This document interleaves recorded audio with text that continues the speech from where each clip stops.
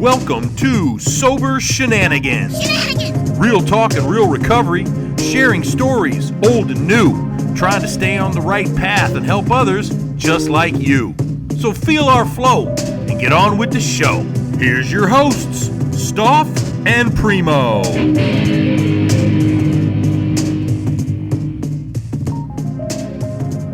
time with him, but now he's like, empty nested for sure. And like, we're gonna be down to Christmas and holidays and birthdays. You know what I mean? And it's like, I wasn't ready for that. It's tough. Yes. So Nice. you want to bring us in there, Mr. Absolutely. Stoff? Now that we got our quote ready to go, we might as well start winging this. Yeah. All right. Thanks for tuning in. This is Sober Shenanigans, real talk and real recovery.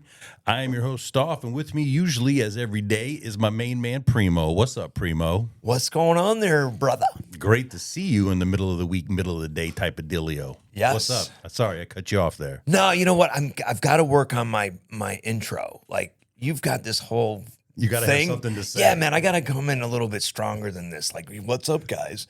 No, I've got to have like this cool, now that I am somewhat of a celebrity. Oh, no. I've got to have some sort of like tagline, cool guy entry. You know what I mean? Well, having something ready when I kick it to you would be nice. Yeah. And with us today is a longtime friend of Primo's, a guy who got sober around the same time, and they shared a sponsor up until recently. Is our man Joe from Tampa. How you doing, Joe? Good, man. Thanks for having me. Wow. Thanks for being here, man. Really nice to have you. Thank you. So I know you guys go way back. Why don't you kind of start us off with how you guys met each other and what brought you together? Yeah, we ran in the same circles, so we were mentored by the same people. That's and fact. hung out in the same area in South Tampa with all the other knuckleheads over there, just trying to figure all this out. It's just, and then, we got a little bit closer once our sponsor passed, which is always an interesting thing. Like, a very similar thing happened with me and my brothers too. When my dad passed, it was like, oh, this is what we're supposed to be doing. Right. So that was cool, and we've been just staying in touch since then. And I follow all of his adventures online. He's all over. Chris and I are alike in the sense that we both have the attention span of a gnat. Dragonfly. Yeah. So we're just kind of always, and also like super hyped up all the time. We're a lot for people.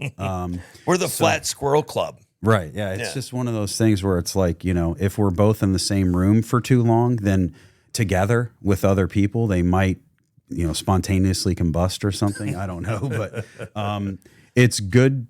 And I've said this to him before. It's nice to be around other people that make you feel normal when everyone else is like, hey man, what's wrong with you? And so I always enjoy that. The other thing I would say too is that I'm a big believer in the saying stick with the winners.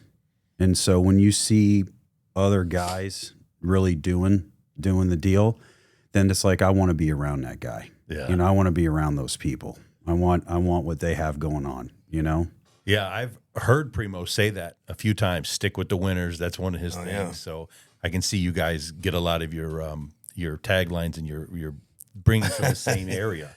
Oh yeah, we're cut from the same cloth for sure. I mean, I was a little jealous of him because when we were eulogizing the great guy, you know what I mean? I was like, who's this son of a bitch over here getting up here and speaking? And like, I thought I was the favorite guy, like the star of and my man had a stable of just these, and there was other guys there, and and they had such great things to say, and they were so strong, and they were like walking, like, I don't know, man, it was a powerful thing for me, and it was humbling. Everything's humbling, somewhat, but I was totally honored to be introduced to my brothers. You know what I mean? It was like we were lucky enough to have that man's phone number in our phone, and it was a true blessing. You know what I mean? Like you don't even know, like the phone does all these things today, but when you add that number to your phone and you have the answers of the universe. Like, I mean, I could get any kind of problem solved within seconds. Like, it was like this crazy thing. Well, that's some awesome support. So, well, let's go back a little bit. Sorry. Joe. Like, when was the first time, or was there an event, or was there something that happened that you knew that you had to get sober? Was there something building up, or because sometimes we hear some unbelievable stories about what it was that actually made you decide to take that step into the first room?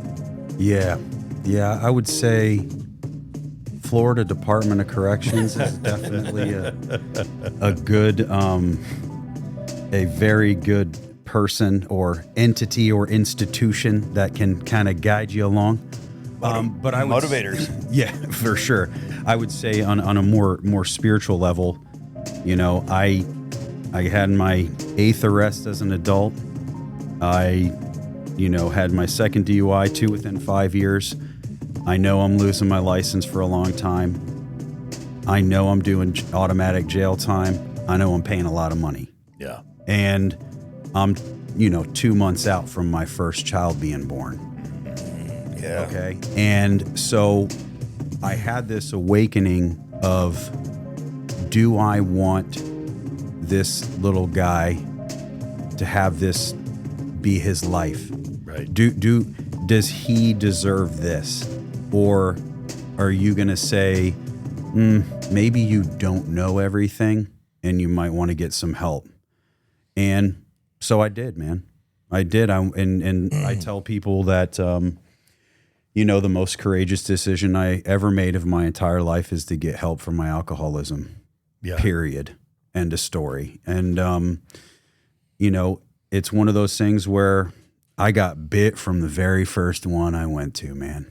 You were hooked. Oh, dude, I'm one of those guys. You know, where it's So just- is he. Dude, Yeah. I was like on a rocket ship, bro. And I have I call it crackhead ambition. Yeah. You know, where it's like, I remember living on my buddy's couch for 3 months. I had no job, no car, no license, no money, no bank account. But between 3 and 5 o'clock, I could be somewhere with a beer in my hand. That takes grit, tenacity, ambition, drive, resourcefulness. Yeah. So it's like, I have all of these intrinsic traits already inside of me. I just got to shift my focus on getting after my sobriety and my connection with God with the same tenacity as I did after my drinking. And Dr. Bob talked about that, right? Yeah. Yep. And it's like, Above average I did that. average earners. right. Yeah. So it's like, you know, you just get after it. And I think the last thing I'll say is, when you have a child, if you allow it to, it will change you, right? Yeah. And so I was open to that, and I'm like, then for me, it was like, oh, this whole God thing is real now. Yeah. Because at 2 months of sober, I was a maniac, you know, because I was a alcoholic and I loved pills and Coke too. So I was like, hey man, what are you doing today? I don't know. What you got in your pocket? Let's go do that, and then we'll figure everything. You know, I was like, I was one of those guys, you know, and so it was just like, man, this is better than any of that. Yeah. Seeing that little boy for the first time. Oh man, you know? changes everything. Yeah, That's you know. Hey, that when the kid's born, your life's gonna change. Like, come on now. And then it was okay. It was on once that kid was born. It was over. I was done. That was really so self-aware for you to realize that Oh yeah. mid-alcohol, you know, problems that you realize, hey, this kid is coming. I've got to step up. I've got a problem. You know, I don't think a lot of people, especially at a younger age, would I mean, it took me till I was 54 and 3 kids in to realize I didn't want them to have to live with this anymore. For you to realize it before they came, man, I'm envious of that, because I think that would be great. I mean, You're just more messed up than me. That's well, no, and I would follow anybody with something in their pockets too. Yeah. You He's know. a little more resilient. You know what I mean? These tall guys have a little bit more. They got a hole in their leg. more in the Yeah, tank. They can you know? handle it. Yeah, you know, I was sharing the other day that one of the last times that I really went out and got wasted, I you can see what guys are doing. You see a guy go in the bathroom 5 or 6 times, right? And this guy, I don't know him, right? But I follow him in on the 5th time and I press him against a wall and I go, "What you got?" Now he don't know me. I go, "What you got?" What are you talking about? I go, "I know what you're doing in here. Let me get some." I mean, I shook the guy down in Palm Harbor, Florida at a sports bar because I knew what he was doing. That was right before, that I made it to the first room, thank goodness, because it was nowhere. That was nowhere to be.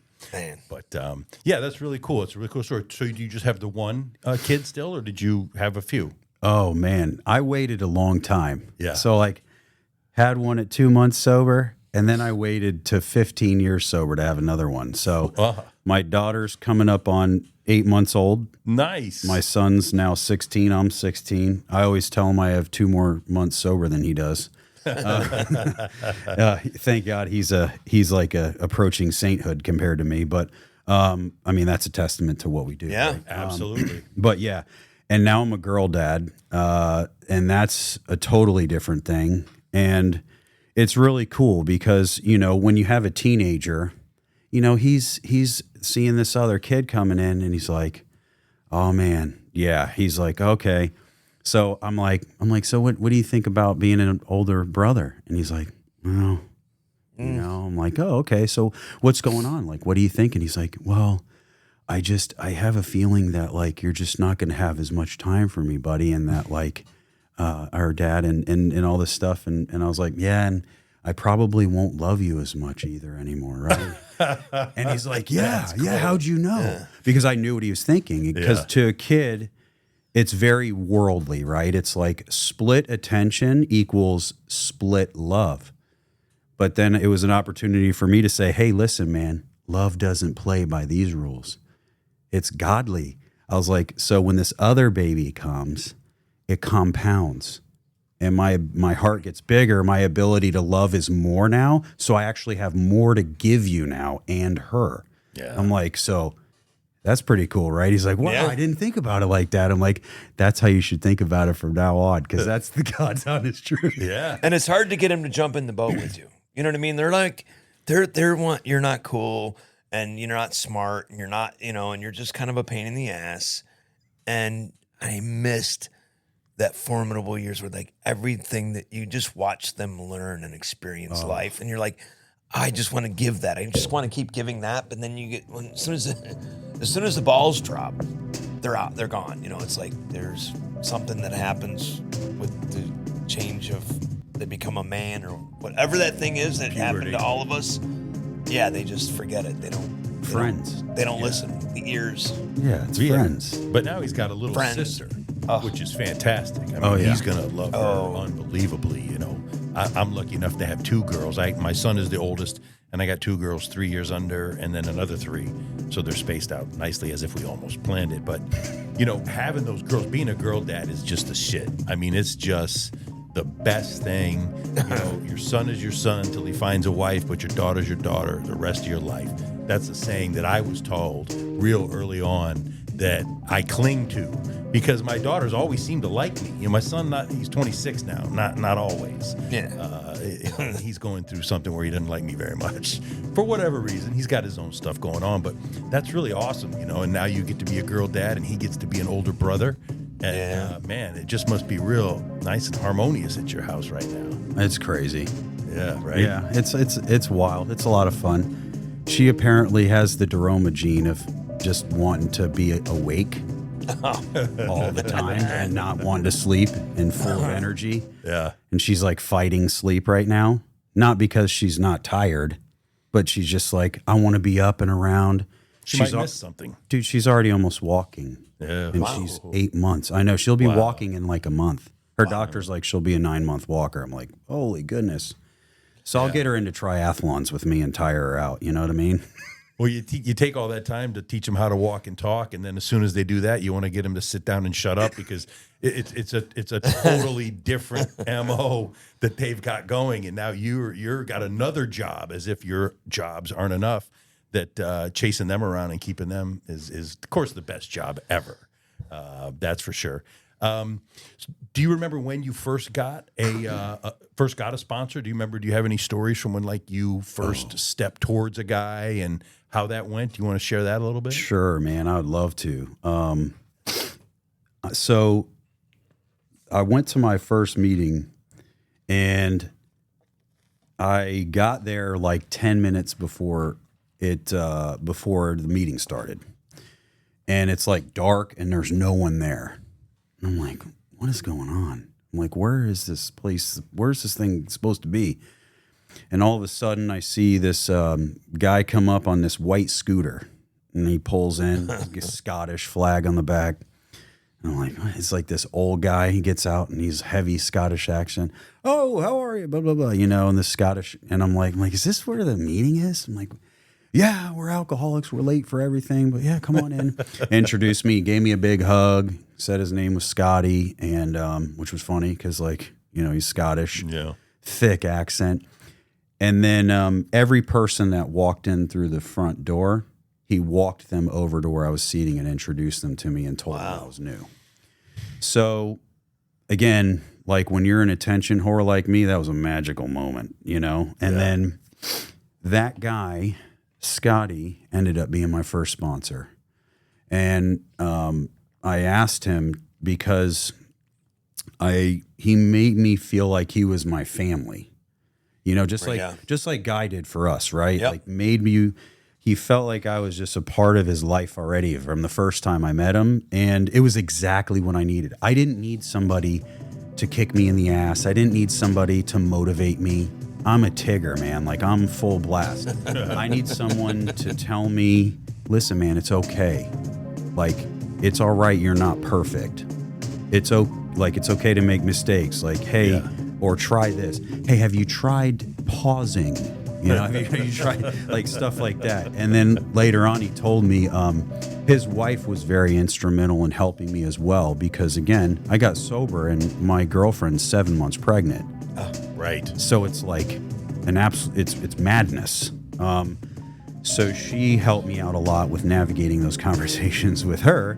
And then one day I'm meeting with them both. You guys will like this. And her name was Adele. She was amazing. She said, Joe, I just wanted to let you know the reason why you're so successful in doing this with my husband is because I forced him to sponsor you. I'm like, what? She's like, yeah, I saw something in you, and he didn't want to do it. He said you were too much to handle. And it ended up being perfect. Ended up being exactly what I needed, almost like God had planned it.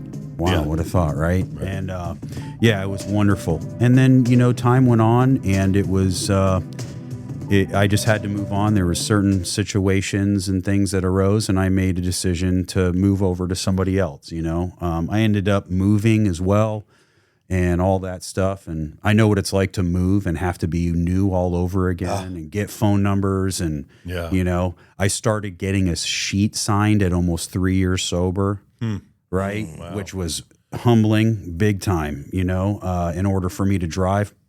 I didn't care, dude. Yeah. I was so happy to drive, you know. So yeah, deal. My experience was great. And then the crazy thing was that he died the same year that Guy did. So your first sponsor died the same year as your next sponsor. Yeah. Wow. Yeah. He died. Jeez. He died of COVID, and I never got to go see him because you weren't letting people go visit him in 2021. So yeah, it was kind of tough, but I'm forever grateful for that man because he gave me a lot of time. You know, he gave me a lot of his time and experience, and it was great. And it turns out that your sponsor is semi-famous. Guy King is famous in AA circles, especially around here. Sure. Right? Oh, yeah. Yeah. I mean, so now, Chris, when did you start dealing with Guy? When did he become your sponsor? And when did you actually meet Joe? Was it at the funeral? No, we met before that.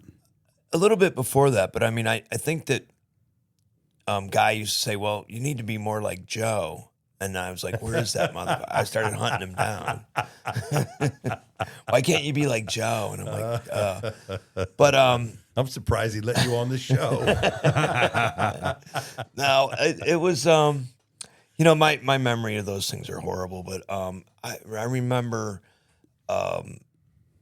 you know, I had a shift in my life, and I had a girl that I was living with in New Tampa, and I came home one day, and I don't think she wanted to be sober anymore, and she told me she didn't love me, and she started seeing a futon salesman, and I moved out. That was it, right? So I'm having this, you know, we moved from Las Vegas to Tampa together, and I got this new career. I'm in this food business. How many futons did she buy? I don't know, dude, but It's a very specific moved in profession. I'm a little perturbed that I got dumped for a futon salesman. When you moved in and you know she's what I mean? like, hey, I want 3 more futons in the house. Listen, I didn't drink over that, okay? I'm just want to let everyone know if you get sidestepped by a futon salesman, Those guys are slick. you can stay sober. Yeah. Yeah. So apparently, whatever. So I had to change meetings at that time too, and I you know, I immediately got into another relationship, which is what you do, with another person in sobriety, and whatever. But I ended up changing meetings, and I went down to Bayshore, and I ran into a guy, and it was I was like, okay, and I'm a little apprehensive, and I had gone through a few sponsors by this time, but me and Guy probably 15, 18 years together, yeah. And he wanted you to be more like Joe. Yeah, he did. Yeah, he wanted me to be like anybody but myself. Because you know, you're susceptible to that kind of goading for some. You know, if someone wants to get to you, they know we know what to say. We know what you should do. You should. The shoulds. Be more like someone besides yourself. Can't you? You should be like Joe. Right. And what if you were like Joe? The what ifs and the shoulds were big. Guy, the rational emotion therapy. Yep. Yeah. And He went over that with me the first time I met him. Yeah, that was that was a God story with him, because I met him at Bayshore, just like you did, and then I walked up to him after a meeting. I said, "Man, I absolutely love what you have to say. I've been in search of somebody that I want what they have for a while. Not to sound arrogant, but like, you know, it's been a while since I was like, dude, I want what this guy has." And he said, he hands me his business card, and he's like, "Meet me at this at my business, you know, Thursday at this time."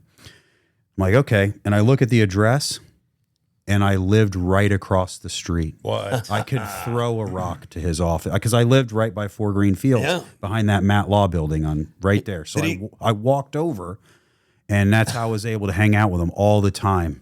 So I go over there, and he gives me the old REBT thing. oh yeah. And I was already deep in introspective work and did tons of therapy for codependency and tons of stuff. So I took that and that was the best. Oh yeah. Did you meet Dr. Parr? No, I never did. Oh yeah, he sent me to a psychiatrist before he would. Yeah, I went to go to the psychiatrist before I got into the circle. He gated you. I know, He man. It gated was you. like, dude. He's vetting you. Yeah. You seemed like a challenge from jump to a guy who's got a ton of sponsees. Dr. Parr was like 3.5 feet tall, and just when you go into his office, he was like this short wizard guy, and he just was uncomfortable from Jump Street. You sit down, and it's like, I don't know, man. It was awkward, and then he's like, well, the moment that the words come out of your mouth, it's over. That's it. We're not living in the past. And he said all these weird things to me, and I was like, so this is the theories that he wanted me. You know, I don't know if he ever mentioned that to you, but it was like, yeah, the moment that they come out, the words come out of your mouth, it's history. It's over. It's done. Like, live forward. I don't know, man. It was like, It's very prophetic. it was. Well, yeah. I still have, traumas and things that I want to nurse. I want to nurse a resentment now and then. I'm just like anybody else. Yeah. I don't want to, Actually, I was listening to your podcast today on the way to Fort Myers. You were talking about the duck and telling the duck to shut up. And it was, dude, that was brilliant, by the way. And I thought, if I can get you to share some of that, I thought it was your Man in the Middle podcast, but this particular moment, and I have a hard time listening. Like, I have to tune in and out. But when we started throwing that down, I was The like, ducks okay. in the pond. Yeah, man, the Yeah. ducks in the pond thing. I mean, it was like, whoa, that was strong. For reference, Joe has a podcast called Man in the Middle Show with Kevin and Joe. Yeah. And we want to make sure that we prop that up too. So you guys listen to that. After you listen to this and you hear Joe here, you can go there. So if you want to expound on that a little bit, Joe, I'd love to hear it. Yeah. Sure. So that's funny. It's, I am somebody like Chris that I like simple. Like when you can take something highly advanced and make it very simple and digestible, it's easier to integrate into your life for practical application, okay? Agreed. So this has to do with spiritual condition, which, again, sober shenanigans, that's basically why we're here, right? Yep. And so every day I would walk out of my townhouse that I owned for a while, and there was this pond just outside my door. And there was this family of ducks always there. And sometimes I would walk out of my house and I'd be like, that's the most beautiful and majestic sight. And I feel totally connected. And, oh, look, they're quacking. And, the trees are so green. And I'm like, man, this is going to be a fantastic day. And then other days I would walk out of my house and the duck would quack and I'd be like, shut the fuck up, duck. Shut up. Be quiet. And then I would go and get in my car. And it's like, the pond is the same. The trees are the same. The ducks are just being ducks. The only thing that's different is my internal condition, And that's what I'm in charge of, man. Yeah. And if I have a problem with everything else in my entire life, it's because I have a problem with it. I don't need to fix everybody else. All I need to do is fix my nasty ass behavior. And by doing that, my life has got tremendously better over time, And again, I use that story often because that story's from 2016, man. Wow. Yep. You know how often now I feel like that? It's a lot less. Yeah. Because it's consistent, persistent effort and chasing, connection with God. And then the amount of time that I get that I'm feeling connected is for longer periods of time, because of that. And that doesn't have anything to do with circumstances. It doesn't have anything to do with whether I'm sad or grieving or happy. It has to do with the fact that I am connected. And then I'm okay with whatever's going on. Yep. Yeah. You know what I'm saying? Just a thought, man. It can be a thought, and the next thing you know, I'm fucking sideways. Unfortunately. Yeah. And the ducks are just in the way. Yeah. I mean, it's unfortunate. Yeah. Yeah, that's a great point. That's a great story. You can apply it to a lot of different things. Just knowing that, your thought process, your feelings, how you choose to see the day makes your whole day. Yeah. And on those days that you choose to cuss the duck out, it ain't the duck's fault. It's you that decided. Fuck you, duck. That it's wrong. It's like, what? I almost want to get a shirt that says "Fuck you, duck." Fuck you, you duck. Shut up. Shut up, duck. Right? Have some ducks looking at you like, what do we do? Nothing, We're man. just It ducks. Yeah, shut the fuck up. Oh man, that's a good one. I like that a lot. Strong. Yeah, yeah. So I don't even know how I was able to pluck that out of the inside of my car with all the noise that was going on between my two ears. You know what I mean? Like, I was just grateful that landed in there somewhere because, man, some days, man, I can't even listen. I was telling him that when I am clear, and there, that moment of like you wake up and you just know you're going to be the ruler of the universe and everything is going to go your way. You're just, that energy is coming out. Or even I can listen to a song. Like I can listen to a whole song, you know what I mean, and enjoy that. It's pretty rare. Spiritual truth. Yes. That's why I was able to penetrate. yeah, It's like, it's like, that's the whole point. yeah, That's what Guy was able to do for me and Chris, is that you could have all of this madness going on and he'd just be like, well, just do this. And you're like, you fucking asshole. right. You know, or if you were in a better place, you'd be like, damn, dude, thank you. That's actually exactly what I needed to hear, and I didn't think about it like that. You know? Yeah. But we call that the golf swing instructor. You know, it's like, why does Tiger Woods have a golf swing instructor, right? He's the best golfer on the planet. It's because he's in the swing. He can't see it. Right. That's the whole point of sponsorship. They're not emotionally attached to the outcomes, so they're not clouded by the expectations of me wanting this so bad, and if I don't get it, then I'm not okay.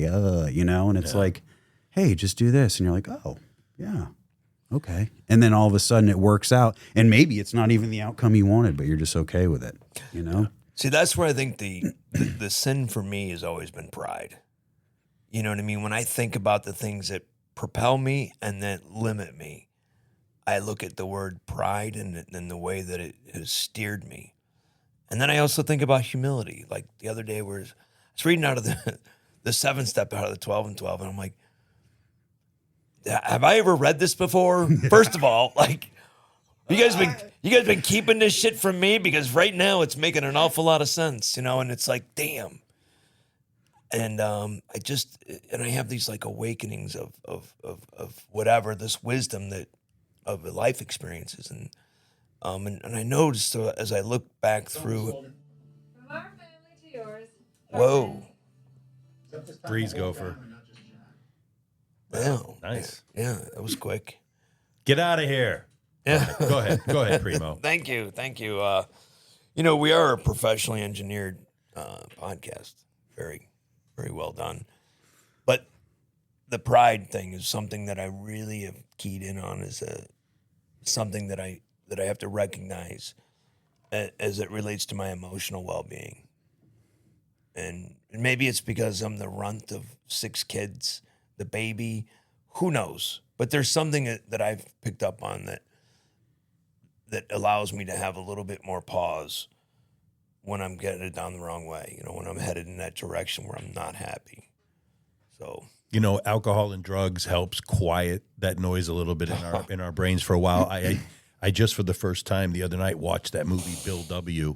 Oh, it's so good. I know. I can't believe I hadn't watched it. I had, when I pulled it up, I noticed that I had watched 3 minutes and then stopped. So maybe It's because you're more messed up than us. Remember, I told you earlier. It's very, very. It took very you a possible. long time. It took me a long time to get here.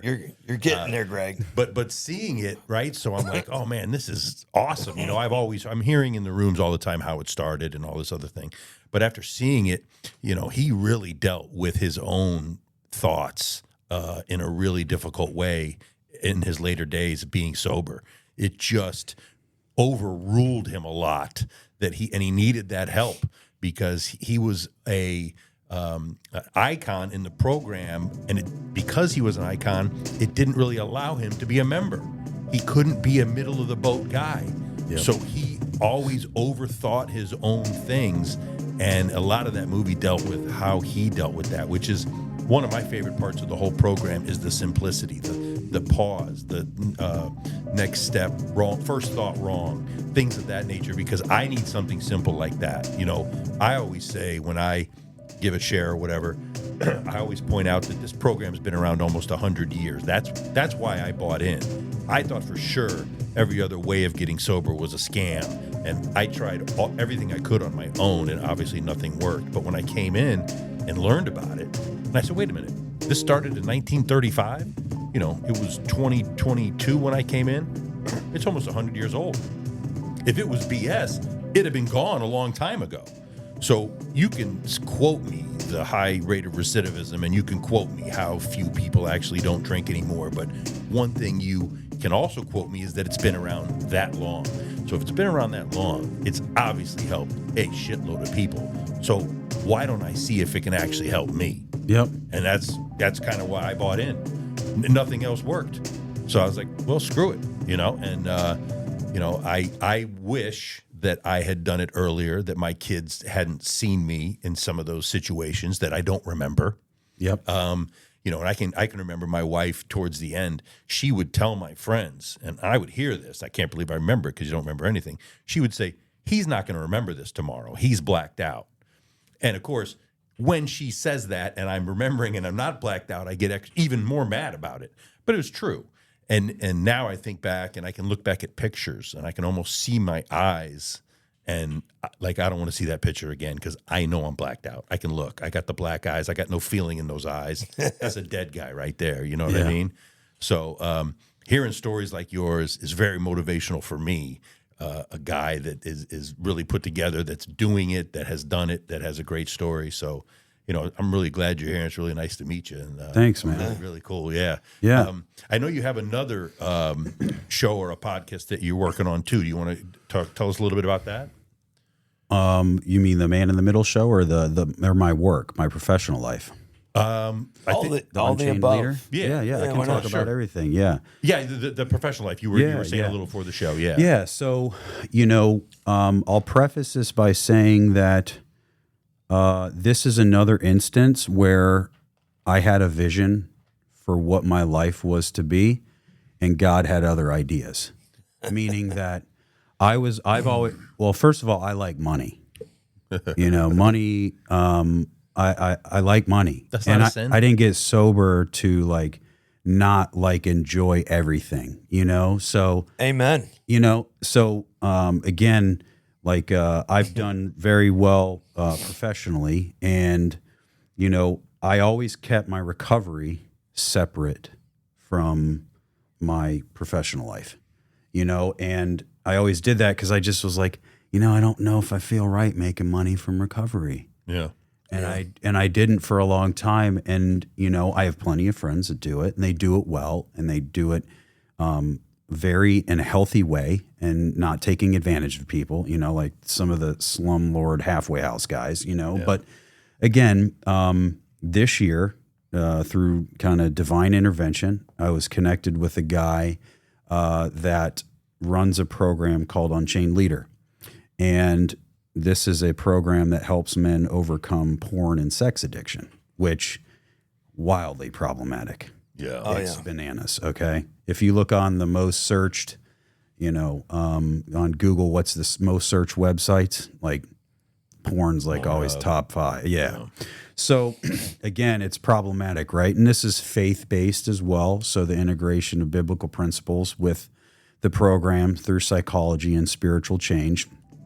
And I wasn't even looking to go anywhere. I was doing really well. You know, I was COO of an internet marketing firm, doing fantastic. And, you know, it's been great. And then this kind of comes by and it's like, boom, you know, but it was the reluctance is the reason why I paid attention to it, right? Because it's like, if that reluctance is happening, it's like God's placing this opportunity in front of you. And then for me, that was an opportunity to pause, not make an impulsive decision and say, you know what, I need to think about this. I need to open this door. I need to pray about it. I need to talk to the people in my circle and, you know, make a decision from there. And ultimately I made the decision to, you know, shift my thinking on what I thought was going to be, how I was going to be living my life professionally. And I did that kind of integration of God, recovery, and profession. And it's been wonderful ever since I changed, you know, better than I ever could have imagined. Imagine that. You know? So it's one of those things where, again, more purposeful living. Right. And it's been fantastic. That's a tough direction, a tough lane to get into. But I can tell you from my own personal experience, it is important that there needs to be help out there. I know that I certainly have had all my issues with all kinds of different things, and that definitely limited my ability to form a true partnership with another human being in a way where I could see that person the way they needed to be, the way that I should be looking at them, you know, and it's just this unrealistic expectations. And then, you know, it's just crazy. But yeah, I know that, you know, as soon as you take one thing away, something else becomes more. Like I was addicted to cigars, for crying out loud, you know, and I had to give them up. I'm almost down. There's nothing left really. I'm trying to figure out what I'm addicted to, trying to eat well and be healthy now. It only took Good. Those are good. That's a good thing. Yeah, I'm almost dead, but so So is it online? Is it recovery homes? Is it how does it the program work? Yeah, great. Thanks for asking. It's a online course, 90 Days to Freedom, coupled with community coaching calls, Nice. which we already know the power of fellowship. We already know the power of community. We already know the power of, we're only as sick as our secrets type mentality, and that, Yep. Connection is the opposite of addiction. So, you need to get into it. You need to do the work in order to have the transformation, and then you need to integrate into, the regular world and, build relationships with people, and it's been fantastic. It's very different too, I would say, when you end a company meeting with a prayer. Yeah. We have no profanity in the business, and there's nothing but collaboration. Of course, I oversee the whole team, so if people aren't behaving, they're just going to be gone, and we don't tolerate we don't have any problems, because again, this type of business is also a repellent. Yeah. You kind of got to be bought into what we're doing to kind of be part of that, because it's very meaningful, because like we were talking about before, it's the front lines of spiritual warfare, man. But again, I just know that the one thing I have realized about myself and going deep discovering is that I belong in the mud fighting against what the devil is throwing at us. That's what I've realized, because, when you've already done all the things that we've done, right. and then I've done the work that I've done, all of that lends itself to giving me the abilities to be a maximum service to other people, and I know that's not for everybody. Right. Like some people, they have this spiritual awakening like we have, and they go and do whatever they want. And then there's some of us, it's like, my whole life is now changing as many people out of this mess, just like they did for me. Yep. And either you have that calling and you don't, and that's okay. And it's okay either way, I just know for me that this is right where I belong, and that's a great place to be, right? Yeah. And that kind of ties in with our podcast, the Man in the Middle show with Kevin and Joe, because again, that's based off of James Hollis's book, Dr. James Hollis, who's a Jungian analyst, Carl Jung, who his work is interwoven through, our program big time, through AA. And like that, it's the subtitle is From Misery to Meaning. Carl Jung, you're talking about Yeah. the old school? Yeah. Oh, that. Yeah. Dr. James Hollis was a Jungian analyst for 30 years. Okay. And his book, The Middle Passage, is an exploration of midlife. Is it spelled Jung? Mm-hmm. Yes. Yeah, that cat is. Oh, yeah. Yeah, he was integral in teaching Bill W. Yep. And there was, I got some information about where he got the spiritual awakening that Bill W. wrote about from Dr. Jung. And that's where a lot of the success was derived from. Anyway, very interesting. I did the what was the other one? I was trying to do those meetings at my house. The with the Beatitudes. Sermon on the Mount. Yes, Emmett Fox. Emmett Fox. Yeah. Yeah. Yeah. My first sponsor, Scotty, went to those meetings every week. Every Deep stuff. Thursday. Yeah, deep, and it sort of a little bit more of a religious tone to it. Oh yeah, it was good. I love that book. I've read it wow. twice. You probably retained it. I, on the other hand, only remember the name of one chapter, I believe. I love the religious tone of the meetings that I attend. It's another thing that clung me to this program, because I grew up that way, and I totally disowned it for many years, and getting back into this program has brought me back into the church and into my faith, and I appreciate it every day, and I pray more than I've ever prayed, and I totally ask for a calm mind and, to show me the right way, and I try to take the steps that you just discussed when going into something new. Think about it, go over it, pray about it, try to work the steps with it and see if it's the right way to go. There's really no reason to rush into anything. The reason I think that we were always in a rush is because we were just in a rush to get to the next buzz. Whatever we were doing was just in our way. So we were always in a rush. Now, if there's no buzz to get to because we don't want to get there and we're living a great life, what's the rush? Let's just take our time, enjoy the view, look at the ducks, and know that this is a beautiful life that we've been gifted. Something to that effect. Yeah, fear. Right? Amen. Well, fear. Because you could attract a mouse out one side with cheese, and it will go pretty fast at the cheese. But you put cheese and then have a cat behind it, it's going to go double the speed. Yeah, it's true. We're no different, dude. No. We're no different. We will run from pain faster than we will run towards pleasure. Nice. Yeah, of course. Right? Fight or flight. Dude ran me right into the rooms. Yeah. I didn't come here seeking pleasure. I ran here with the gift of desperation, saying, "Oh, this is unbearable. I can't do this anymore." Yeah. And then I discovered, the promises are real. Yeah. Yeah. It's almost a life hack, like you mentioned many times. But once you realize what you're capable of, and all of a sudden, like, you start smelling everything, just so you have the Midas touch. Everything you touch used to turn to shit now becomes esteemable. Mm-hmm. Which I needed. I mean, I had an ego. That wasn't a problem. But I needed to have self-esteem.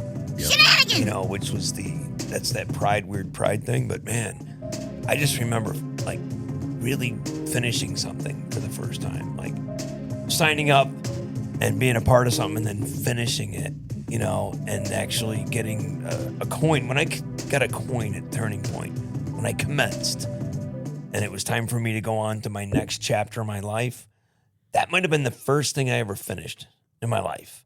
And it was so huge. It was such a marker for all these other successes that I was about to challenge myself with, and I love the idea of helping others, man. The fact that I am capable of helping somebody else is crazy, and I've shared this a couple of times in this podcast that, when I stopped messing up and getting drunk and high, 10 lives got better. Like, that was like that's like a really conservative number at this point.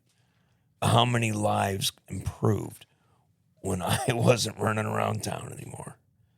And it was like, wait a minute, this is big, and I don't even know. I just know that, today I'm hoping that the people I run into, or even that listen to this, or anywhere, that they get to have that, it's an effect that we can have, and it's kind of weird now. I go to restaurants now and they have like these mocktail menus. Yeah, you know what I mean? And it's like mojitos and all this stuff. It's like, it's becoming very trendy and cool to not be a drunk and an idiot. Yep. Where when I was growing up, it was the thing. Oh, yeah. It's cool. Yeah. Good shit.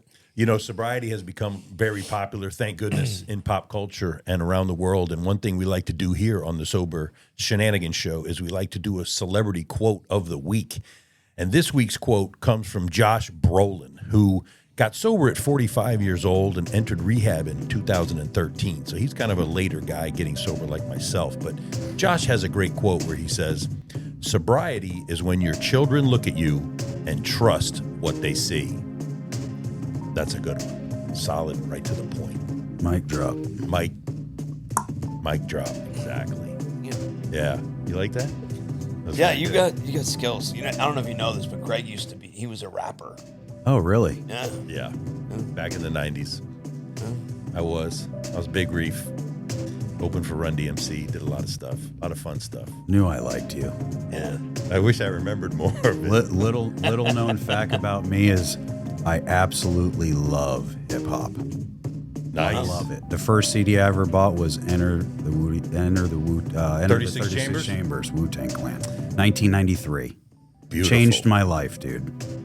Yeah. Before that, I was grounded a lot. I was super into Barry White and Teddy Pendergrass and, Kool and the Gang and them. And then I discovered hip hop, and I'm like, oh, this is that same kind of feel, but just super lyrical. I loved it. Yeah. Good for you, dude. Well, I'll tell you, I host a Friday night show, old school show, on the radio.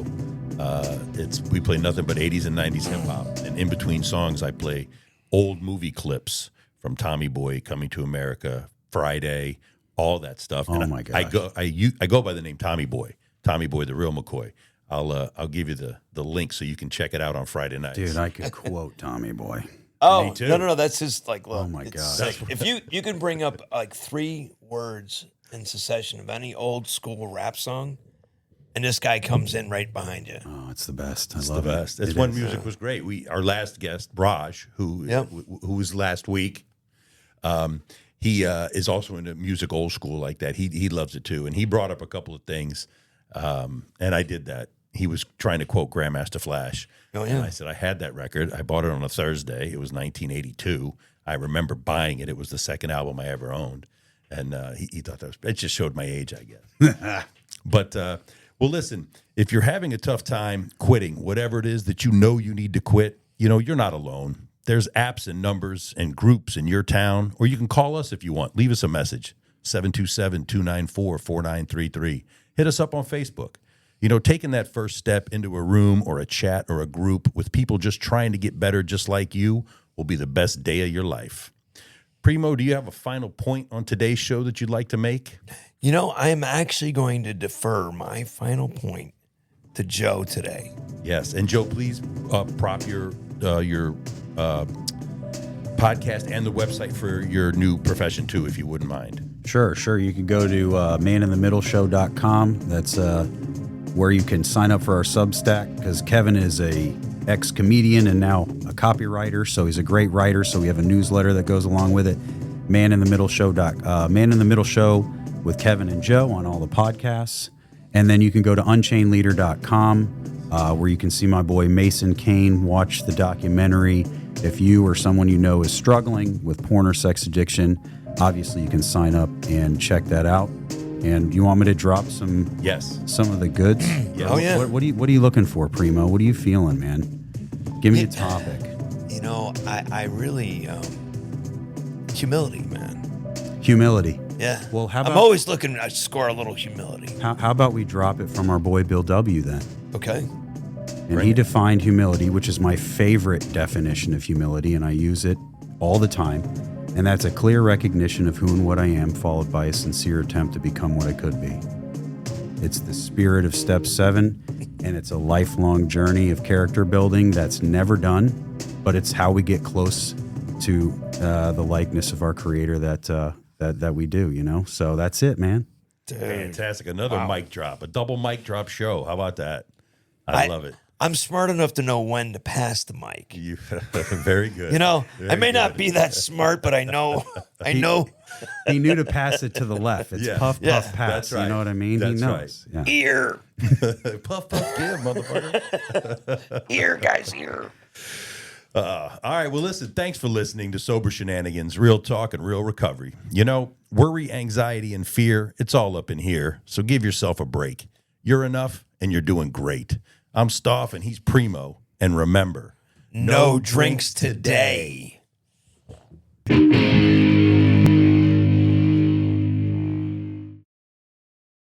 We're all in the same boat, fellas. But our shenanigans are cheeky and fun. Yeah, his shenanigans are cruel and tragic. Which makes them not shenanigans at all, really. Evil shenanigans. I swear to God, I'll pistol whip the next guy that says shenanigans. Shenanigans!